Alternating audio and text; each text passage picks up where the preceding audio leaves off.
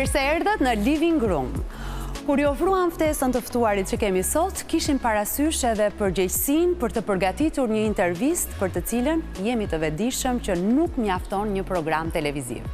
Ama jemi munduar të sjellim për shikuesit tanë një shikim publik të veprës së tij të rëndësishme, të fshehtat jashtë ekranit. Një botim me profilet e aktorëve më të famshëm shqiptar, të cilët kanë qenë bashkëkombëtar të këtij personaliteti, po kaq të madh. Ndoshta është hera e parë që në letërsinë shqipe shkruhet me kaq dashuri dhe tregohen kujtime për një numër kaq të madh aktorësh dhe personalitetesh të vendit tonë. Të fshehtat pas ekranit përmban 50 profile për miq dhe artistë, si dhe momente e ndjesitë e autorit në sheshgjërime. Ai është aktor dhe regjizor i 10 filmave shqiptar. Ka vendosur një vulë të tij në historinë e kinematografisë shqiptare dhe mban titullin e merituar mjeshtër i madh. Kam kënaqësinë të ftoj në studio aktorin dhe regjizorin Mevlan Shanaj. Po. Përshëndetje, mirë se vini në Living Roomin e Vision Plus. Më lejoni t'ju them çfarë elegance. 80 vite që i mbani mi supe, për ju janë vetëm një numër dhe asgjë më shumë. Kënaqësi që po mi thua, meriton një të puthur, po s'po e bëj. Ua, të lutem. Do të ishte kënaqësi edhe faleminderit. Një ndër ato momentet për të mos u humbur. Faleminderit shumë që pranuat ftesën për të qenë në Living Room. Kënaqësi. Mirë prita jo vetëm ftesën, po tani jam i gatshëm të pres brëshërinë tuaj. Jo, do t'jemi shumë isor në këtë bisedë. Si fillim më lejoni t'ju uroj dhe t'ju komplimentoj për këtë botim, i cili duhet thënë se me kalimin e viteve vlera e tij vetëm do të rritet. Nuk kemi parë e lexuar më përpara që një shkrimtar ose jo shkrimtar të bëjë një përmbledhje të tillë mbi personalitetet e artit shqiptar. Ju falenderoj, sigurisht të vjen mirë. Është një punë që ka ardhur jo me qëllim që unë të paraqitem si shkrimtar, por ka ardhur në mënyrë spontane, njerëzore, fisnike, të dëshmoja për krejtë rastësisht, të dëshmoja për marrëdhëniet e mia me gjatë udhëtimit tim të gjatë mbi gati 55 vjet në ekran, si aktor, regjizor, po edhe si mik i këtyre figurave të cilat unë kam vendosur që ti ekspozoj. Brunor, qëllimi ishte që për këta njerëz që publiku i do, i ka adhuruar, i shikon, po i shikon si karaktere, i shikon si artist, si pas interpretime. Po, si pas personazhit, peshkune të cilit kanë veshur. Themi ne shikohet Sandra Proce si personazh vetëm pozitiv, apo burri pashëm, po unë kam shumë mik edhe Ndrek Lucën, i cili në tërë karakteret e tia ka personazhe, siç i thonë, negative. Kështu që në këtë kuptim, thash, afeksioni, dashuria e publikut, bëmat e këtyre, janë artistikisht të para në ekran. Po unë që kam koevidenca, kam intimitete, kam miqësi me këta, të tregoj diçka. Është një lloj albumi, por nuk është me fotografi, është me impresione. Pra, ju nuk keni bërë një biografi për ta, por ju keni përshkruar se si njihni ju ata dhe Qaste jete. Qaste jete, edhe ka shumë ndjesie për jetime të përmbledhura në këtë libër. Cilat kanë ndodhur gjatë kohës kur ne kemi qenë në setet të gjirimit. Do të sjellim disa prej tyre në këtë bisedë, por më përpara të shohim një material të shkurtër që përmbledh disa fakte rreth jush. Faleminderit. Mevlan Shanaj, një emër i madh në kinematografinë shqiptare, numëron 10 role në filma shumë të dashur për publikun. I teti në bronz, Guximtarët, Malet me blerim mbuluar, Rrugica që kërkonin diell, Ball për ball, Lule të kuqe, Lule të zeza e shumë të tjerë. Ky është doktor Arcu. Ky mjeshtër i madh, një titull i merituar plotësisht, është aktualisht profesor në degën e filmit në Universitetin e Arteve në Tiranë. Shumë filma mbajnë firmën e tij si regjisor, ku ndërto mund të përmendim Korrierët, Plumba perandorit, I paharruari, Të shoh në sy, Një telegram dhe një këngë apo Flet të bardha.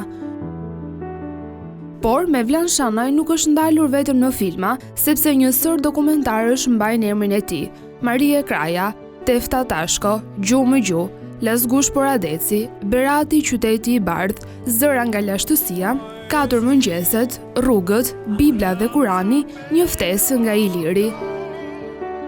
Së fundmi, ai ka nxjerrë në dritë botimin të fshetat jashtë ekranit, një përmbledhje me kujtime dhe impresione në shërgjërim për emra të mëdhenj të artit. Ky ishte një material shumë i shkurtër, do të ishte shumë e vështirë që të përmbledhim të gjitha kulmet e karrierës suaj ndër vite. Krasika. Unë jam këtu tash.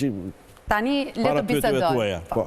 Dhe keni nisur librin tuaj të kujtimeve me Lazgush Poradecin. Ju e keni quajtur Lazgush Poradecin diktator të mendimit. Si e keni patur marrëdhënien me të? Në fakt ishte perandor, nuk ishte diktator. Kishte një sugjestion të çuditshëm. Unë kam pas fatin të bëj një dokumentar për Lazgushin. Dhe gjatë kohës së dokumentarit ka ndodhur ajo që kam sjell aty impresione. Në 81-shin, në korrik të 81-shit është xhiruar në Pogradec. Ishte interesante se ati nuk i afrohesh, edhe mund t'jetë vetëm i dokumentar që ai ka shulur para kamerës. Nuk është aq shumë merita ime, sesa një miku që unë e gjeta i kapa Chelsin dhe i thash, do ma sjellësh Lazgushin? Prit, ata mendojnë. Të nesër më thonë, hajde se ke gati, dhe kemi qëndruar orë të tëra në bisedë. Kjo është mënyra si a gjetët anën perandorit. Është transmetuar një 31-32 minuta dhe 30 minuta të tjera, të cilat i sinkronizova, se punonim me film 16 mm, të cilat i sinkronizova dhe i lash në arkiv. Nuk i transmetova sepse ai ishte njeri i lirë. Dhe duke menduar në kohën tonë ne kishim autocenzurën më të fortë se cenzura. E vërtet. E kuptot një autocenzurën? Mos e bëj këtë, mos e bëj këtë, se ta heqin ata, të thonë ata të bëjnë këta. Kështu që unë këtë ligje njëja. Dhe e lash një 30 minutës në arkiv. Kjo histori është në 81-shin. Në 90-ën, apo fill në 91-shin, shkova dhe e kërkova në arkiv. Nuk e gjeta, nuk e di, nuk u gjetë. Kam 2 punë të cilat në arkiv i kam kërkuar dhe nuk i kam gjetur. Një dokumentar për Beratin, edhe i ka një histori interesante. Që skenaris një djali talentuar i cili iku shumë shpejt, Shpëtim Gina, dhe kam punuar me Pali Kukën dhe Sandër Prosin për Beratin. Edhe nuk e transmetuan, sepse më kërkoj në atë kohë ai që ishte si shef atje, që të hiqja diçka. Unë isha i ri dhe i thash, jo, nuk e heq. Ti se heq, tha, unë nuk e qfaq, mos e qfaq. Dhe mbeti i pa qfaqur. Ndërsa Lazgushin e kam censuruar unë, nuk ma kanë censuruar.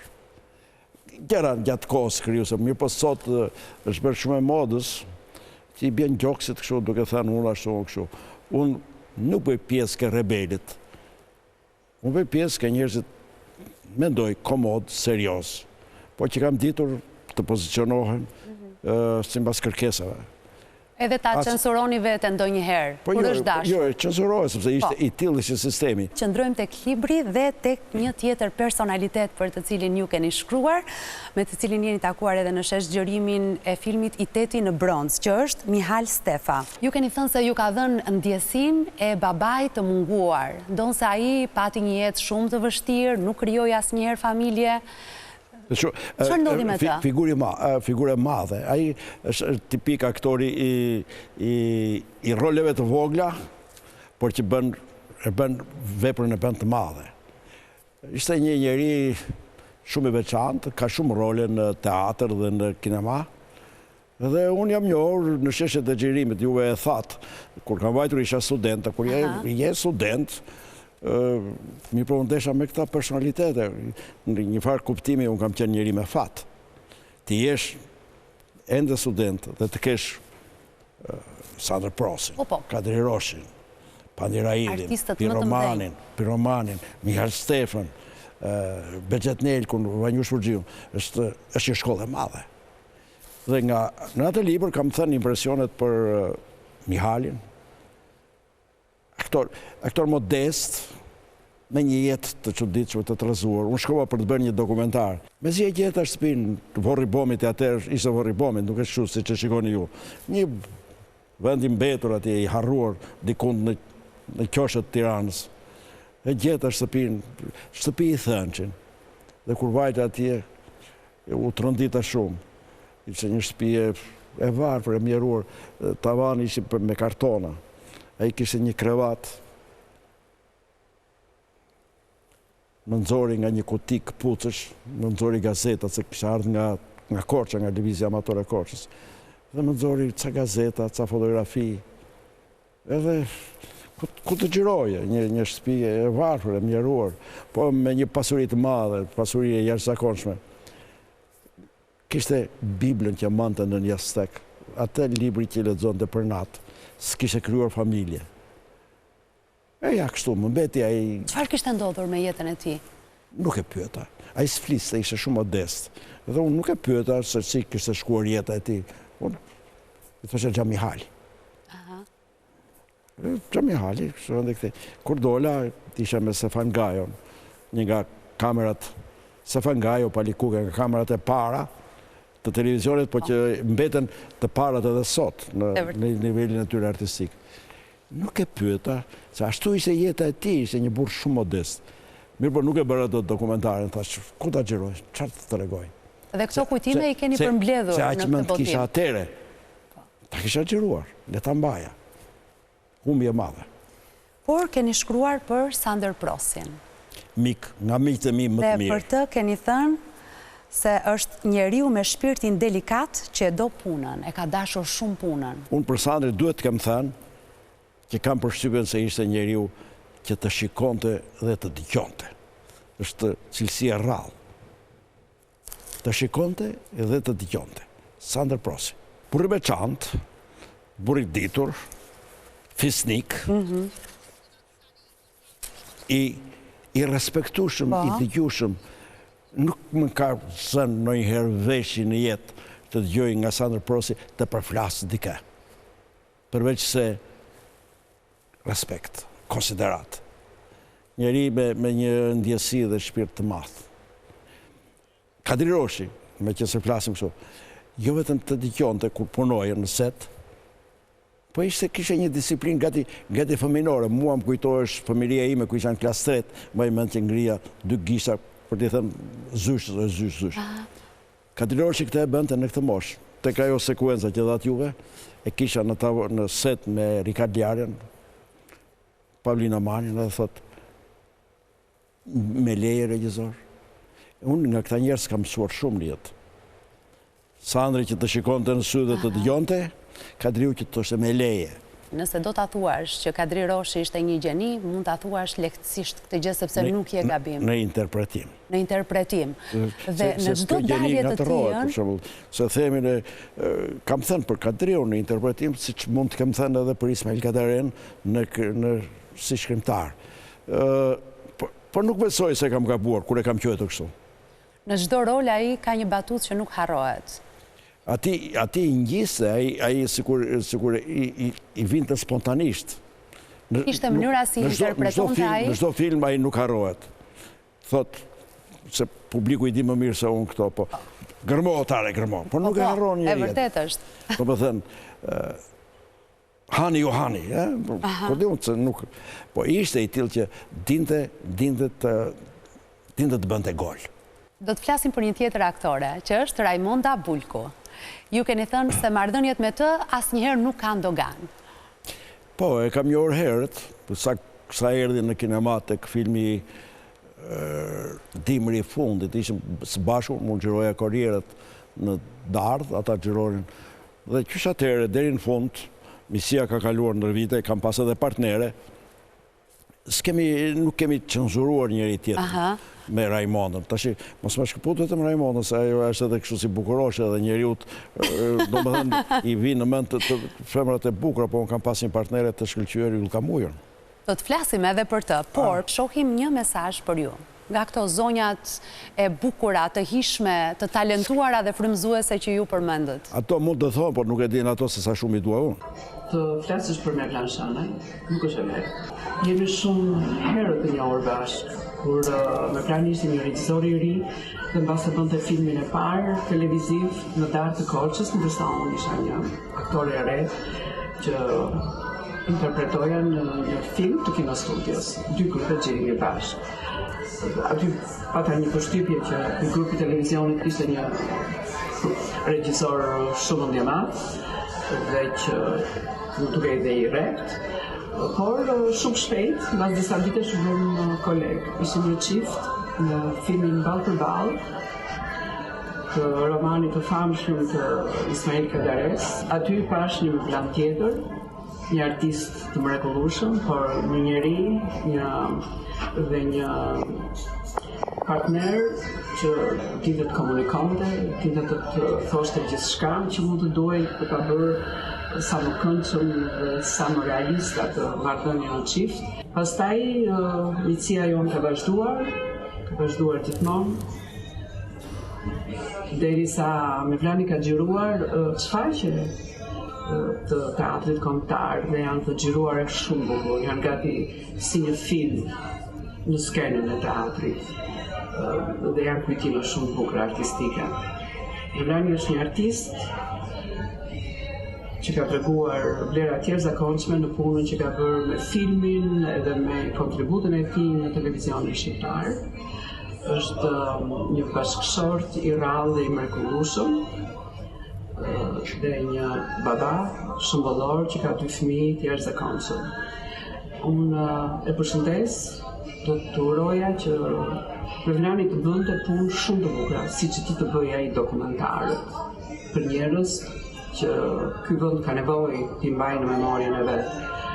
Do t'i uroja punë, shumë punë, sepse ti ta bëj mrekullisht dhe gjithë të mirat në jetën e tij artistike dhe në familjen e tij të mrekullueshme.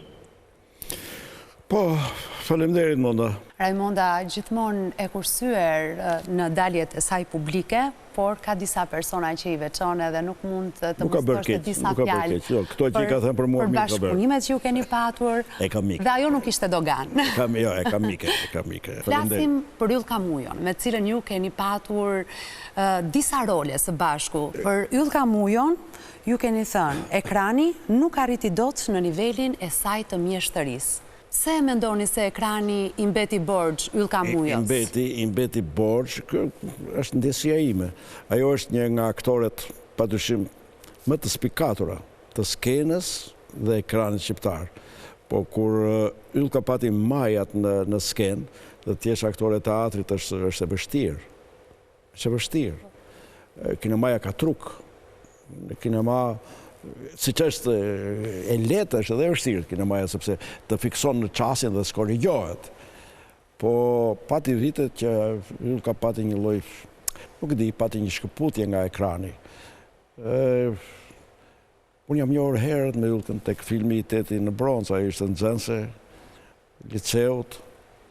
Po është një nga dyshet që krijojnë regjisorët, dhe kështu rastisi pastaj shkuam tek malet, shkuam tek rrugicat, dhe në fund, pas shumë vitesh, e kisha partneren time tek Lulet Kuqe, Lulet Zeza.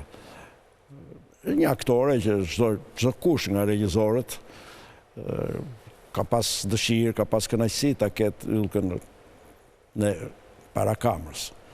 Unë ndoshta e kam pas të dyfishuar këtë, edhe si mike, edhe si aktore. Aktore e madhe. Yll Kamujo është aktore e madhe. Timo Floko. Mik i lashtë. Mik shumë i lashtë. Keni thënë se keni lidhjen më të gjatë miqësore në art. Sepse jemi që në bangat e shkollës. Edhe kemi vazhduar miqësinë. Aktor i madh, djali i ditur. Edhe shkruan bukur, shkruan poezi. Shumë bukur, vërtet. Është aktor, është mik, jemi sprovuar në miqësi, është e vërtet që miqësia jonë ka ecur mirë me arritje. E di që ndodhë, në artë ka rivalitete, ka gjelozira, ka me Timon kur nuk ka ndodhë. Jemi shok klase, shok kursin në universitet, të deri më sot vetëm kemi evidentuar, respektuar arritjet e njëri tjetrit. Dhe nuk keni qenë kur xheloz për njëri tjetrin? Jo, xheloz jo. Absolutisht. Vetë se miq. Kastriot Çaushi? Kjo është një djalë ke vogël. Se Rastisa e njoha pak, se është shumë më i ri se sa unë. Rastisa të njihem kur ishte student, patëm një bashkëpunim në atë kohë, pastaj kërdi unë nëzora në festival, si bëja festivalin si regjizore, mora si në atë kohë ishte shumë e rëndësit, ishe si konferencier, pastaj mora ke filmi Pluma Perandorit, ku për mendimin tim edhe filmi është filmi madh, por Kastrioti ka shkëlqyer. Dhe kemi krijuar miqësi që vazhdojmë edhe sot edhe kësaj dite. Po, për të keni thënë, gjatë gjithë jetës, ka lënë ndjesinë e një miku që si askush tjetër ta bën borxh mirënjohjen dhe mirësjelljen. Po, është me mua po. Na ka bërë borxh, djali i sjellshëm, kemi miqësi të mirë. E mendoj që miqësia jonë ka qenë jashtë higleve, jashtë mashtrimeve, jashtë gënjeshtrave. Do të flasim pak për Roza Anagnostin. E bukur, aktore e mirë, aktore e bukur, aktore me ndjesi sociale, aktore që erdhi në mënyrë natyrore, spontane në ekran, erdhi nga Shkodra, po shkëlqeu dhe në Tiranë. Pati dhe fatin përveç aftësive të saja, imazhit, talentit, po dhe ishte bashkëshortja e Anagnosit.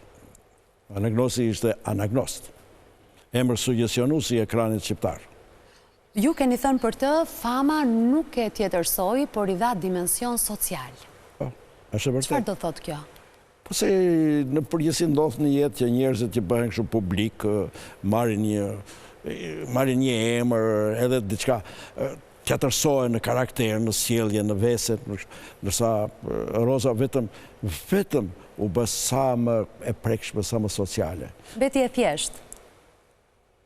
Mbeti e suksesshme. A e keni ju një peng për ndonjë personalitet që e keni lënë jashtë librit? Kam disa. Kam disa që aq shkoi, se të thuash, koha kur u shkruajt libri, edhe me mbrapa pasaj, po këtë se... Këtë doni të kishit përfshirë? Po janë disa miq të mi. Nuk do të bëjmë asnjë emër? Në një mënyrë ose në një tjetër, unë i kam bërë publike në Facebook. Për shembull, nga shokët e mi të kursit. E kam shkruar, e kam thënë më pas ose më përpara, Birqe Hasko, është figurë e madhe që kam pas shok, Semir Kumbaro, regjizor që ka bërë filma si Koncertin 36, kam qenë edhe unë aktor në 2 filmat të tij. Krisaq Mitro, Vladimir Prifti, mund të kem shumë, se tash më merr në provim. As pak. Mund të kem shumë miq që meritonin të ishin brenda këtij libri ose të flisja siç u takonte atyre. Përgjithsisht jam fokusuar ka ata që kanë pasur në një pickim të vogël ke kujtesa ime. Po më mbrapa pasaj ndodh që edhe kam gabuar. Ose po jepni kohë për diçka tjetër që mund të jetë jo libër, mund të jetë jo libër ose diçka tjetër. Kam shkruar për ta, i kam cituar, por në Facebook. Ju në këtë libër keni shkruar me sëresh tash edhe diçka për veten tuaj. Njeriut në jetë i mungon siguria. Për çdo vendim që marrim, kemi dilemën e pandërprer se a e kemi bërë zgjedhjen e duhur, apo jo. Është fenomen jetësor. Ti shkon që të blesh një palë këpucë, mos i blethuar, bleva këto apo të bleva ato. Është dualizmi i jetës. E lexova këtë për të bërë këtë pyetje. Nëse kthehemi pas në kohë, a keni ju ndonjë pishman për zgjedhjet që keni bërë? Pyetje e vështirë. Ndonjëherë kur jam i mërzitur, them shdesha që unë ngatërrova, isha mjek atje, do isha bërë mjek, kështu do isha rehat sot, nuk do konkuroja, se kjo puna që je gjithmonë në provë, në profesionin ton të artistit, unë kam hyrë me konkurs në 65-ën, dhe nga 65-a deri më sot unë vazhdoj të jem në konkurs. Ky konkursi më ka lodhur. Për çdo krim, për çdo film, tani hyra në konkurs për dokumentarin e fundit që kam në dorë, Nikola Zoraqin. S'kisha bërë për muzikantit, po erdhën rrethanat. Dhe përsëri në konkurs. Në konkurs 2 herë për Ikadljarën, për Ikartin. Po kështu janë komisionet. Të vesh në diskutim ti, skenarin e kështë Natasha, ose regjin ti, i komisionet, cili do je, për regjinë e Rikardit, që do bëj me Vlani që e ka treguar se si i trajton këto figura. Pra kjo gjë gjithmonë të lë një ndjenjë jo të mirë. I mban mend provimet, kishe emocione kur vjen në provime? Patjetër. Kishe. Për mua edhe kjo bisedë me ju është një provim. Po mirë, faleminderit, po dëgjoj burra, tash ti jesh kaq vite se kam unë 55 vjet dhe gjithmonë të paraqitesh, do e marr. Projekt. Pra ndonjëherë mendoni se ndoshta do të kishte qenë më mirë nëse do të ishit thelluar në ato që ishin edhe studimet tuaja të para. Ndoshta jo të gjithë e dinë që ju keni studiuar për mjekësi dhe për 2 vite keni veshur edhe bluzën e bardhë. Po, me modesti më të madhe më thonë miqtë e mi. Tash të shes pak mendu se e tha jo Raimonda që me blani së lera hatë. Më thonë do ishe po kaq i njohur edhe në profesion e mjekut. Unë them ndoshta do isha më shumë, se mjeku të bën në lëvizje, të bën trurin, të bën ndjenjat, të bën përkushtimin tënd njerëzor. Unë pretendoj se tek unë ka një përkushtim të mirë ndaj njeriut. Ndërsa të gjithë mund të pretendoj kështu. Nuk besoj se ka në një kriminal ose në një të çmendur që thotë unë jam i çmendur ose kriminali që jam kriminal. Nuk e kemi dëgjuar deri më tani. Po unë pretendoj se përkushtimi im ndaj njeriut ka qenë i përjetshëm. Ne kemi humbur një mjek shumë të mirë, por ne kemi fituar një artist, një aktor, një regjizor të madh. Do ta përsëris Bruna, tek unë ka ardhur në mënyrë të natyrshme sepse nëna ime që më mbante, çdo nënë është nën. Çdo nënë është nën. Nuk ka. Nëna është nën. Ajo të sjell në jetë dhe ti je një vazhdim i paplotësuar i dashurisë së saj. Po nëna ime më ka dhënë këshillat, bëje të mirën, të keqe nëna dhe hidhe në det. Këtë e kam zbatuar. Mos ja kërko tjetrit atë që nuk e do për veten tënde. Sigurisht edhe këtë e kam zbatuar. Këto janë si biblike, pa jo nëna ime në praktikën e saj më jepte këto këshilla. Unë jam munduar që të jem një nxënës i mirë i nënës sime. Na duhet të shkojmë në një hapësirë publicitare, po kur të rikthehemi do të vijojmë të flasim për familjen tuaj. Faleminderit.